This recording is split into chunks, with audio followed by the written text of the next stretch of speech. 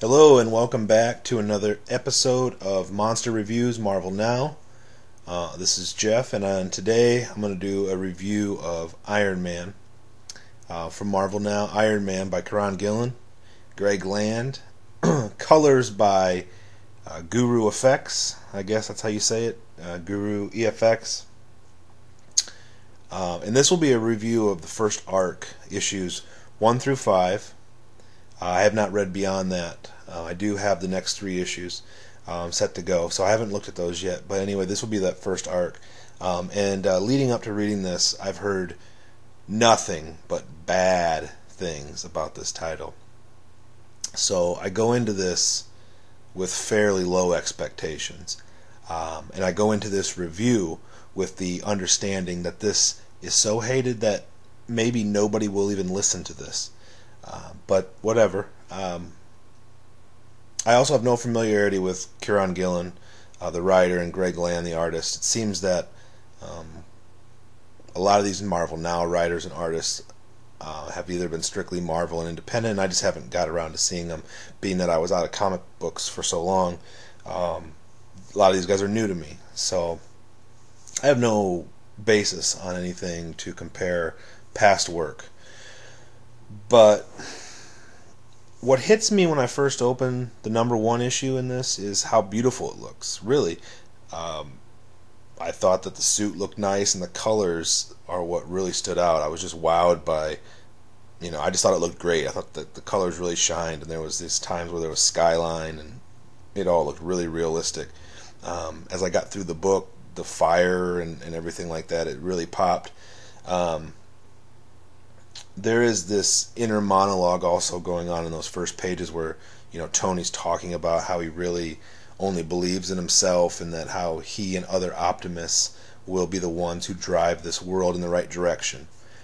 He doesn't really believe in anything like gods or Santa Claus, or he mentions all these things, but he just views things this way, and it works. He doesn't question any of it. But he says until now.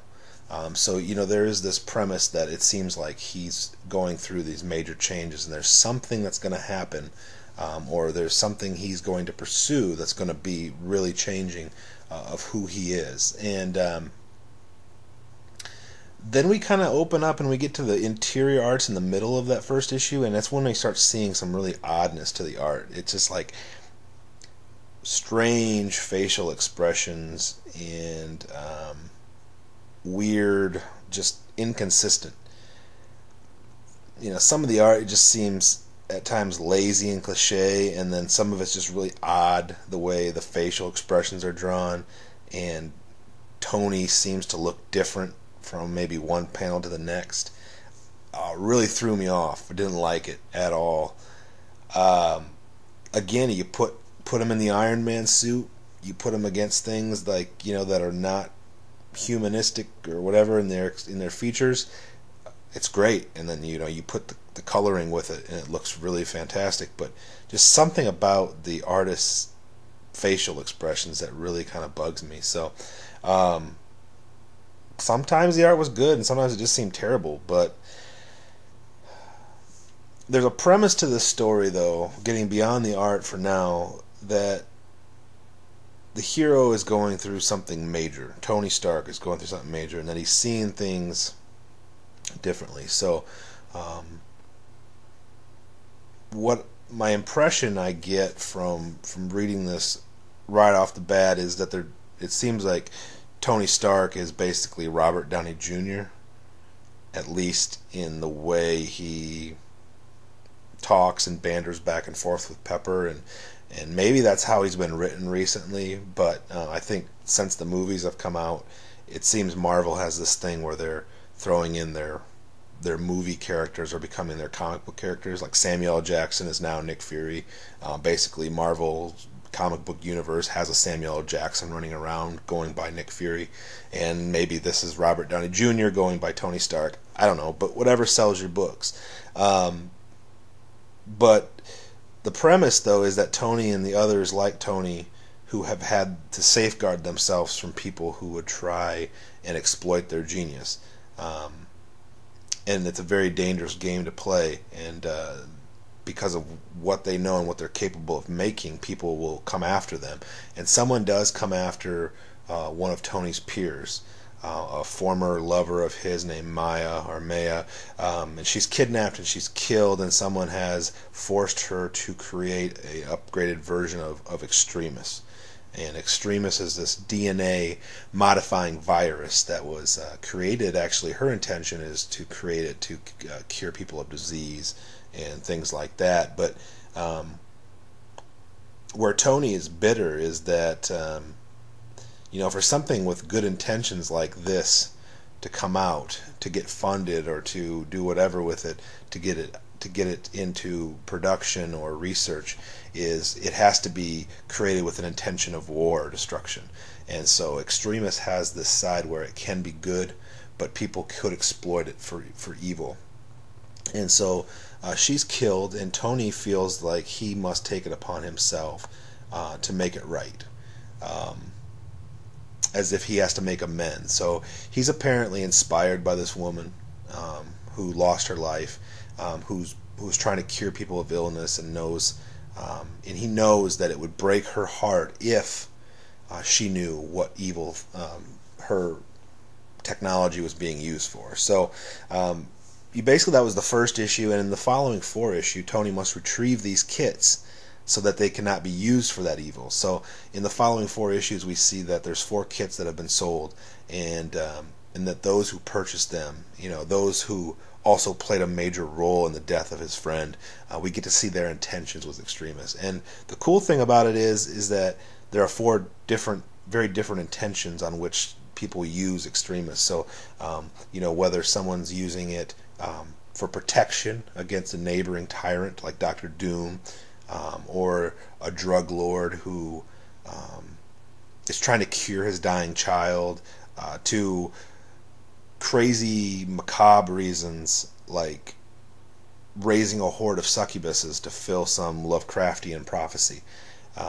We see these different, each book has a different premise, or for conquering other worlds or being able to live on other worlds. They're not all bad, people's intentions, but they're trying to do these different things, and his main thing is he needs to get it away from these people. Whether their intentions were noble or not, they still played a role in the death of his friend, and this technology being out there could still fall in the hands of people like the Red Skull or Dr. Doom or whoever. So the bad, though, is that I felt like the execution failed, and at the end of it all, I was left wondering, what the hell is the point? Or where does that really put us now? I like Gillen's prose, but I guess I failed to really find his point. And I suppose the point is that Tony's feeling different on how he views what's in front of him.